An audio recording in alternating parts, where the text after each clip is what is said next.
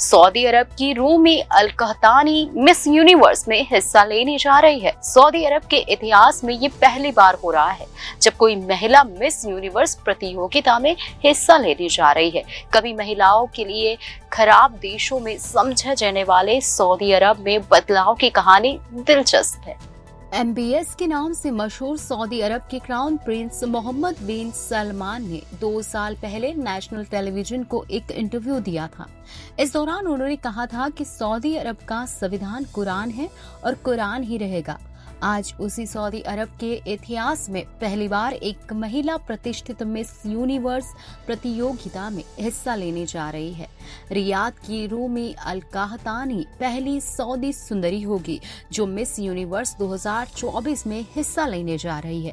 रूमी अल कहतानी ने इंस्टाग्राम पर पोस्ट करके अपनी भागीदारी का ऐलान किया और बताया कि वे सऊदी किंगडम की मिस यूनिवर्स में पहली एंट्री होगी। लेकिन कभी महिलाओं के लिए सख्त पाबंदियां लागू करने वाले देश के रूप में कुख्यात सऊदी अरब में ये परिवर्तन कैसे हुआ, इसे लेकर कईयों के मन में सवाल है। जब MBS के नाम से मशहूर सऊदी क्राउन प्रिंस मोहम्मद बिन सलमान ने विजन 2030 पेश किया था, क्राउन प्रिंस ने उस समय वादा किया था कि सऊदी अरब अब 1960 के दशक वाले देश नहीं होगा बल्कि ये 21वीं सदी के साथ चलने को तैयार होगा।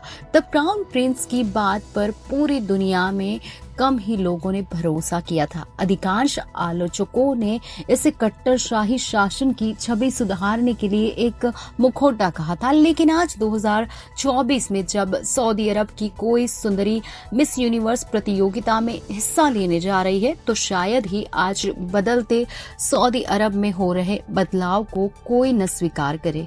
विजन लॉन्च होने के 5 साल बाद 2022 में सऊदी क्राउन प्रिंस ने एक इंटरव्यू में ये साफ किया था कि सऊदी अरब आगे उदारवादी इस्लाम की तरफ बढ़ने जा रहा है।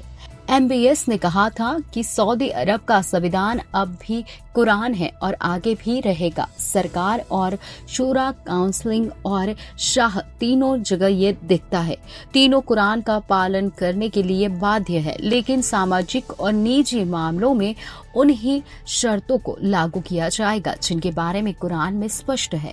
इस दौरान उन्होंने शरीयत पर भी साफ किया था कि बिना स्पष्ट व्याख्या के शरीयत के अनुसार सजा नहीं दे सकते। सऊदी अरब में महिलाएं कभी बिना सिर ढके बाहर नहीं निकल पाती, अकेले किसी समारोह में नहीं जा सकती, यहाँ तक कि पासपोर्ट बनवाने के लिए भी पुरुष अभिभावक से अनुमति लेनी पड़ती है। MBS के शासन में आने के बाद आज से ये सभी कानून खत्म किए जा चुके हैं।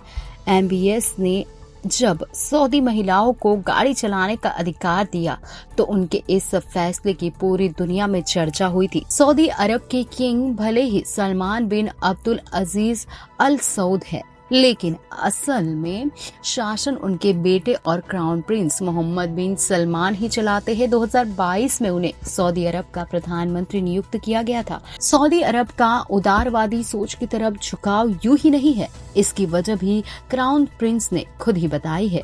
सऊदी नेशनल टेलीविजन को दिए एक पुराने इंटरव्यू में उन्होंने कहा था कि आज सऊदी अरब साल 1960 से आगे निकल चुका है, हमारी जरूरतें भी बदली हुई है।